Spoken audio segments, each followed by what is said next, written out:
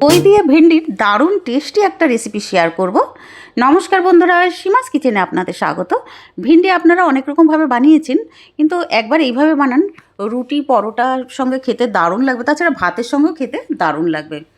এই রেসিপির জন্য আমি 250 গ্রাম ভেন্ডি নিয়েছি। ভেন্ডিটাকে সবার আগে ধুয়ে তারপরে একটা শুকনো টাওয়েল দিয়ে মুছে নিয়েছি হ্যাঙ্কি দিয়ে। তারপরে ভেন্ডির আগের অংশ আর পেছনের অংশ কেটে ফেলে দিয়েছি।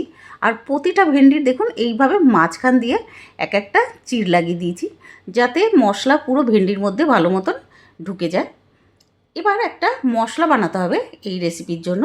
কাপের মধ্যে আমি নিয়েছি 2 চামচ টক দই, আর সঙ্গে 1 চামচ বেসন নিয়েছি, সঙ্গে রসুন বাটা 1 টেবিল স্পুন, হাফ চামচ নিয়েছি হলদি পাউডার, হাফ চামচ Kashmiri red chilli powder, half চামচ নিয়েছি ধনে গুঁড়ো, হাফ চামচ জিরে গুঁড়ো, এবার আর হাফ চামচ গরম মশলার গুঁড়ো।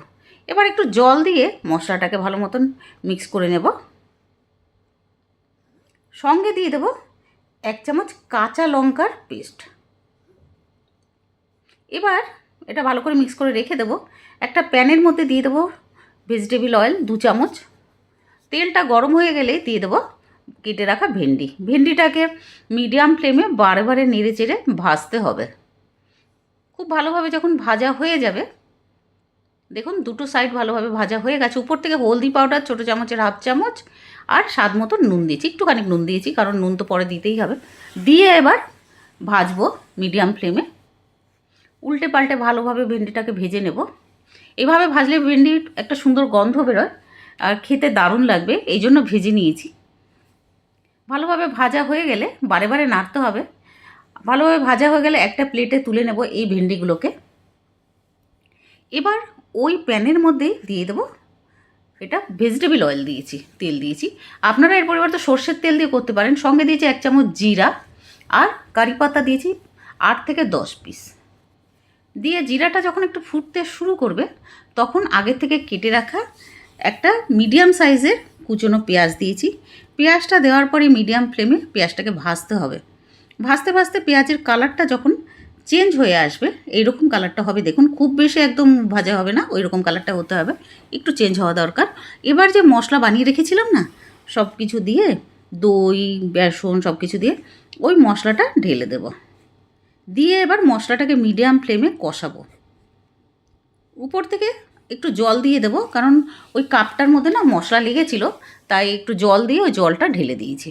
এবার মশলাটাকে কষাতে হবে মিডিয়াম ফ্লেমে, বারে বারে নেড়ে চেড়ে, কারণ দই দেওয়া আছে যেহেতু লেগে যেতে পারে, তাই একটু বারে বারে নাড়তে হবে। উপর থেকে স্বাদ মতন নুন দিয়ে দেবো, দিয়ে একটু নেড়ে তারপরে ঢাকনাটা লাগিয়ে দেবো 2 মিনিটের জন্য লো ফ্লেমে। 2 মিনিট পরে ঢাকনাটা সরিয়েছি। এবার আবার নাড়তে হবে। মশলাটা যাতে খুব ভালোভাবে কষে যায়, এই জন্য কিন্তু আমি একটু ঢাকনাটা লাগিয়েছিলাম।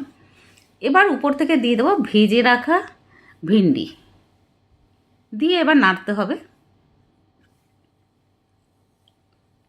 এটা নর্থ ইন্ডিয়াতে এইরকম ভেন্ডির সবজি খুব অনেকেই বানায়, খেতে দারুণ লাগে রুটির সঙ্গে, আর ভাতের সঙ্গেও ভালো লাগবে। উপর থেকে কসুরি মেথি দিয়ে দিয়েছি।